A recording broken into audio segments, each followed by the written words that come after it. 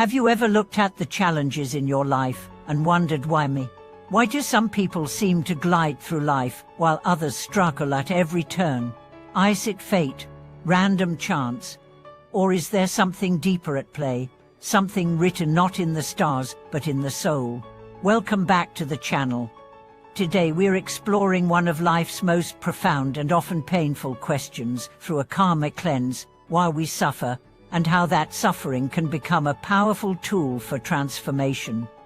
If you've ever faced heartbreak, betrayal, illness, loss, or deep emotional turmoil, today's video is for you. But we are not here just to explain your pain. We are here to help you reframe it, to show you that suffering, when seen through the eyes of karma, is not a punishment. It's a message, a mirror, a map, and when you understand it, you begin to unlock the power to heal, to grow, and ultimately to be free. Let's begin by understanding what karma truly is. Karma is not revenge. It's not a cosmic tally sheet waiting to punish you for every wrong move. Karma is the law of cause and effect. Every thought, every word, every action, intentional or unintentional, sends out a ripple. That ripple returns. Sometimes in this lifetime, sometimes in another, but always in alignment with the energy that created it. Karma is energy in motion. When you plant seeds of love, generosity and integrity, those seeds bloom, maybe not instantly, but inevitably. Likewise, when actions are born from fear, hatred or ignorance, they too return, often as suffering. But here's the karma is not static. It's not destiny etched in stone.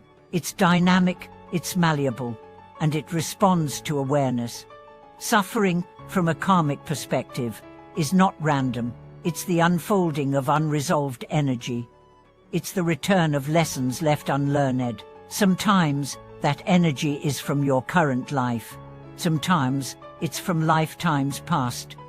But either way, suffering comes not to punish but to wake you up. Let's take the story of Eva. Throughout her adult life, she experienced rejection romantically, socially, and even in her career. She was kind, intelligent, and capable, yet she often felt unseen. Through spiritual exploration and past life regression, Eva discovered that in a previous incarnation, she had been a member of an elite class, privileged, powerful, but dismissive of those beneath her. The karma of emotional disregard had returned, not as punishment, but as an invitation to open her heart, to truly see and value others, and ultimately, to understand what it means to be seen herself. This is karmic suffering, not cruelty, but opportunity. The soul longs for balance, and life will arrange circumstances, however uncomfortable, to restore it. Karmic debt plays a significant role here. Think of karmic debt as energy you've borrowed. In a moment of fear, anger, or selfishness, you may have created harm, whether in this life or another. That harm sets up a chain reaction. At some point, the energy returns, not to destroy, but to complete the cycle, to give you the chance to choose differently. So how do we break free from the cycle of suffering? It begins with self-awareness. You must begin to observe the patterns in your life. What struggles repeat? What emotional wounds refuse to heal? These are karmic fingerprints. They point to lessons your soul has yet to master. Next, develop the habit of mindfulness. In every situation, pause. Ask, what am I feeling? Why is this triggering me? What belief or fear is driving this reaction? Awareness dissolves karma because it transforms unconscious reactions into conscious responses. Meditation is a powerful tool in this process. It quiets the noise of the mind and allows the deeper truths to surface. In stillness, you may begin to recall the root of your suffering, not just in memory, but in energy. You may feel the grief of abandonment, the rage of betrayal, the fear of loss, not just yours, but echoes from long before this life. And when these emotions arise, meet them with compassion.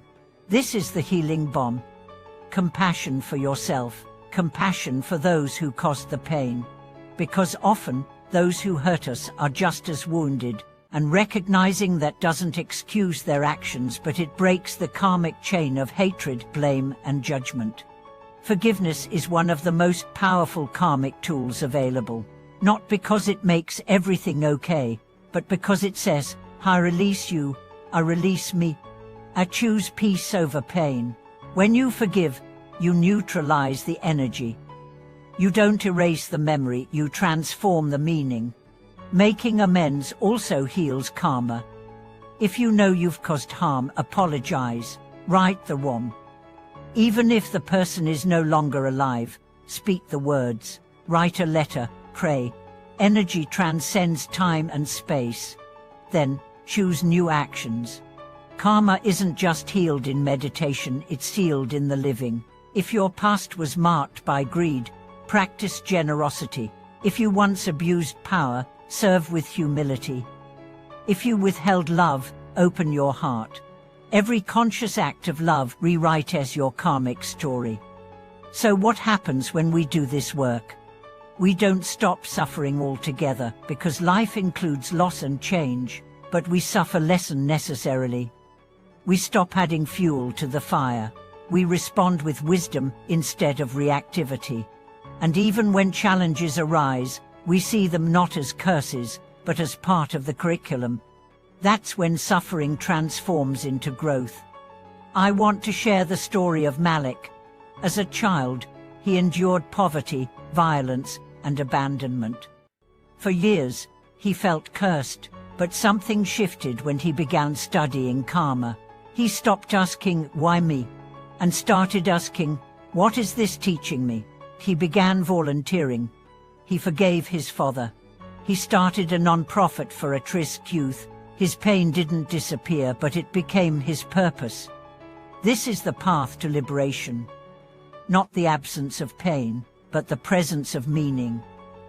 When you embrace your karmic journey, every struggle becomes sacred. Every obstacle becomes a teacher, and you begin to live not as a victim of fate, but as a conscious creator. Here are some steps you can take. Start journaling your recurring life patterns. Identify the emotional themes: rejection, abandonment, fear, unworthiness. Ask, where might this be coming from?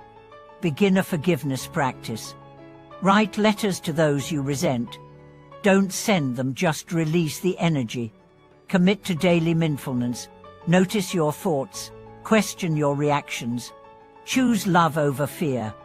Serve others, even in small ways. Altruism dissolves karmic self-centeredness and reconnects you to the flow of compassion. And most importantly, stay open, stay curious, stay kind.